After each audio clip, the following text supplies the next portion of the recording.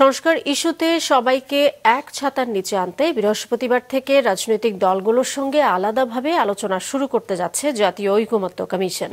Commission মনে করছে, নির্বাচন, জুলাই সনদ সহ বিভিন্ন ইস্যুতে রাজনৈতিক দলগুলোর মতপার্থক্য দূর হবে এর মধ্য দিয়ে। রিপোর্ট করছেন হাসনাইন তানভীর। ছাত্র জনতার অভ্যুত্থানের মুখে গত বছরের ৫ই আগস্ট শেখ হাসিনা সরকারের পতনের পর ওই বছরের অক্টোবরের প্রথম সপ্তাহে সংবিধান, নির্বাচন ব্যবস্থা, জনপ্রশাসন, পুলিশ, দুর্নীতি দমন কমিশন ও বিচার বিভাগ সংস্কার কমিশন গঠন করে সরকার। গত ফেব্রুয়ারি মাসে এই ৬টি কমিশন প্রকাশ করে তাদের প্রতিবেদন।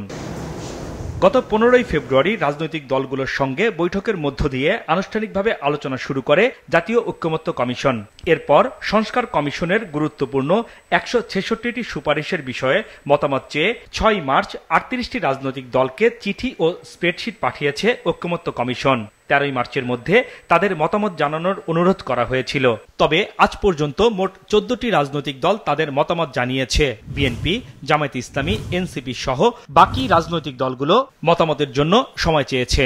ইতিমধ্যে ১৬টি রাজনৈতিক দল আমাদের কাছে সময় চেয়েছেন। আমরা তো ১৩ তারিখ দিয়েছিলাম, তো আমরা কিছুটা সময় চেয়েছেন, কারো ক্ষেত্রে ১ দিন ২ দিন।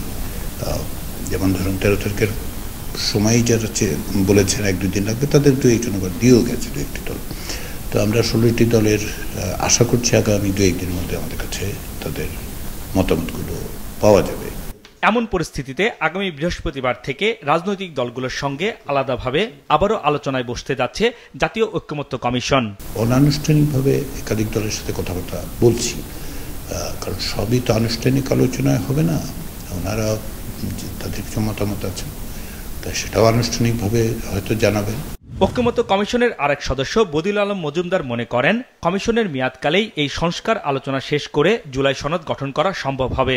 যারা ঐক্যমতে পৌঁছার কথা, তারা ঐক্যমতে পৌঁছে গেলেই তো এটা হয়ে যাবে।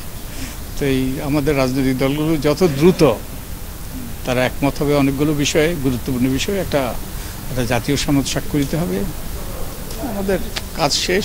শুধু রাজনৈতিক দলই নয়, জরিপ ও ওয়েবসাইটের মাধ্যমে নাগরিক সমাজের মতামত নেবে ঐকমত্য কমিশন। হাসনাইন তানভীর, মাছরাঙা সংবাদ, ঢাকা।